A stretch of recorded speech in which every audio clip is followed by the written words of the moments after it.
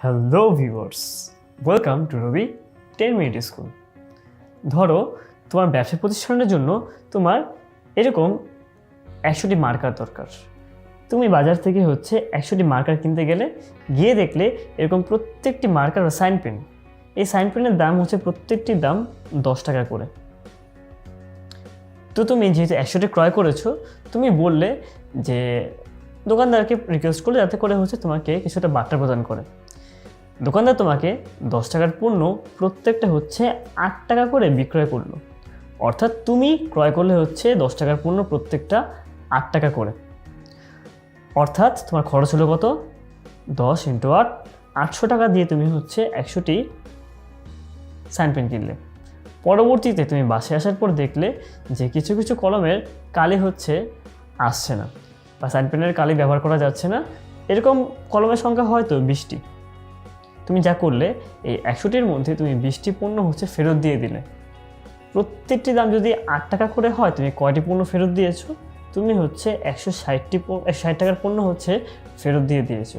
যদি 60 টাকা বাদ দিই, এখানে 0, এখানে 4, আর এখানের মধ্যে 6, তো আলটিমেটলি গিয়ে তোমার টোটাল ক্রয় 640 টাকার। দেখো, তুমি কিনতে গিয়েছিলে 100 টাকা করে 10টা পণ্য, অর্থাৎ তোমার খরচ করার কথা ছিল 1000 টাকা, কিন্তু শেষমেশ তোমার খরচ হয়েছে কত? টোটাল 640 টাকা। একেই বলা নিট ক্রয়, অর্থাৎ ক্রয়ের সাথেও বিক্রয়ের মতো অনেক ধরনের কাজ হয়ে থাকে, এবং সর্বশেষে গিয়ে জানতে পারি প্রকৃতপক্ষে আমরা কত টাকার ক্রয় করেছি। ক্রয়ের সাথে কী কী কাজ হয়ে থাকে আমরা এখানে এখন দেখব। যে ক্রয়ের সাথে প্রথম যে কাজটি রয়েছে তা অলিখিত ক্রয়।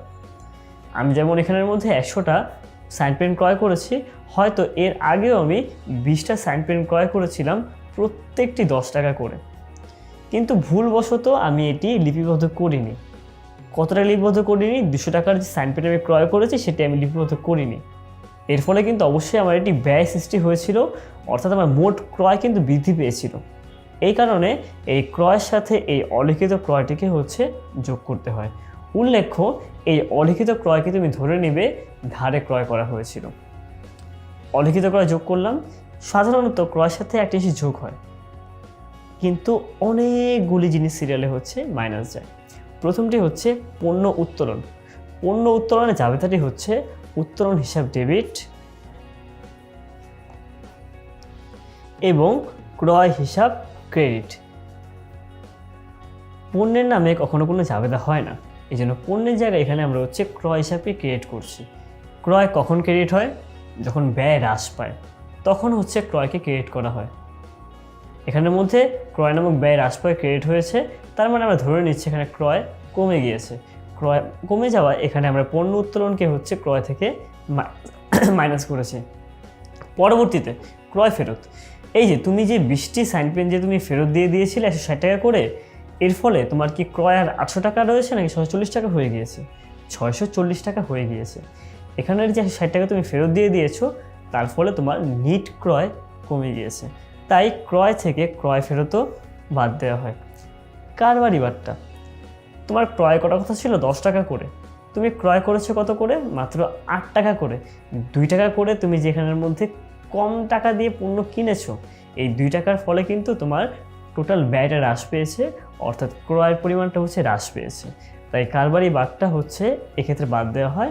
আর এই কারবারি বাট্টাটা অবশ্যই ক্রয় বাট্টা। মুনাফাবিহীন পণ্য বিক্রয়। আমরা জানি মুনাফাবিহীন পণ্য বিক্রয়ের জাবেদা বিক্রয় হিসাব ডেবিট এবং ক্রয় হিসাব ক্রেডিট। সিম্পলি আমরা জাস্ট প্রত্যেকটা জাবেদা করব। জাবেদা করে যদি দেখি ক্রয় হিসাব ডেবিটে রয়েছে, আমরা সেটা যোগ করে দিব, আর ক্রয় হিসাব যদি ক্রেডিটে থাকে সেটা আমরা বাদ দিয়ে দিব। দেখা যাচ্ছে এক্ষেত্রে ক্রয় কোথায় রয়েছে? ক্রেডিটে রয়েছে। তার মানে ক্রয় নামক ব্যয়ের পরিমাণ হ্রাস পেয়েছে, এই কারণে এটি ক্রেডিট হয়েছে। তাই মুনাফাবিহীন পণ্য বিক্রয় আমরা ক্রয় থেকে বাদ দিয়ে দিব। পরবর্তীতে আগুনে বিনষ্ট পণ্য। আগুনে যদি পণ্য কোনো পুড়ে যায়, সেই পণ্যের কি তোমার আর কোনো ব্যবহার করা সম্ভব? না, সেই পণ্য ব্যবহার করা সম্ভব নয়। যেহেতু এক্ষেত্রে পণ্য হ্রাস পেয়েছে, তাই আমরা ধরে নেব এই ক্ষেত্রে ক্রয় পরিমাণ হচ্ছে হ্রাস পেয়েছে, কারণ এই ক্ষেত্রেও জাবেদা হচ্ছে বিবিধ ক্ষতি হিসাব ডেবিট এবং ক্রয় হিসাব ক্রেডিট। ক্রয় হিসাব যখনই ক্রেডিটে থাকবে তখনই হচ্ছে সেটিকে আমরা বাদ দিয়ে দিব। তাই আগুনে বিনষ্ট পণ্যেও ক্রয়ের পরিমাণ হ্রাস করে। এবং শেষ, বিনামূল্যে পণ্য বিতরণ। এটি হচ্ছে এক ধরনের বিজ্ঞাপন। বাজারে যখন কিনা নতুন পণ্য আসে কিংবা পুরাতন পণ্যের বিক্রয় বাড়ানোর জন্য প্রায় সময়ই বিনামূল্যে ক্রেতাদের কাছে হচ্ছে পণ্য বিতরণ করা হয়ে থাকে। তার ফলে বাজারের মধ্যে পণ্যের চাহিদাটা বৃদ্ধি পায়। এখানে যখন কিনা পণ্য বিতরণ করা হচ্ছে কোনো অর্থ খরচ হচ্ছে না। কোনটি খরচ হচ্ছে? খরচ হচ্ছে পণ্যের পরিমাণ হ্রাস পাচ্ছে। যখনই পণ্য কমে যাবে অথবা ক্রয় হিসাব ক্রেডিটে থাকবে তখনই আমরা হচ্ছে এখান থেকে বাদ দিব। বিনামূল্যে পণ্য বিতরণে জাবেদা হচ্ছে বিজ্ঞাপন হিসাব ডেবিট এবং ক্রয় হিসাব ক্রেডিট। আবার যেহেতু ক্রয় হিসাব ক্রেডিটে রয়েছে সেই কারণে বিনামূল্যে পণ্য বিতরণকে আমরা ক্রয় থেকে বাদ দিব। এই একটা জিনিস যোগ আর সকল জিনিস বাদ দেওয়ার পর যেই মূল্যটি পড়ে থাকবে তাকেই আমরা হচ্ছে নিট ক্রয় নামে আখ্যায়িত করে থাকি। তাহলে বন্ধুরা, আশা করছি নিট ক্রয় নির্ণয় করতে তোমাদের আর কখনোই কোনো সমস্যা হবে না। তাহলে দেখা হচ্ছে পরবর্তী ভিডিওতে। ধন্যবাদ।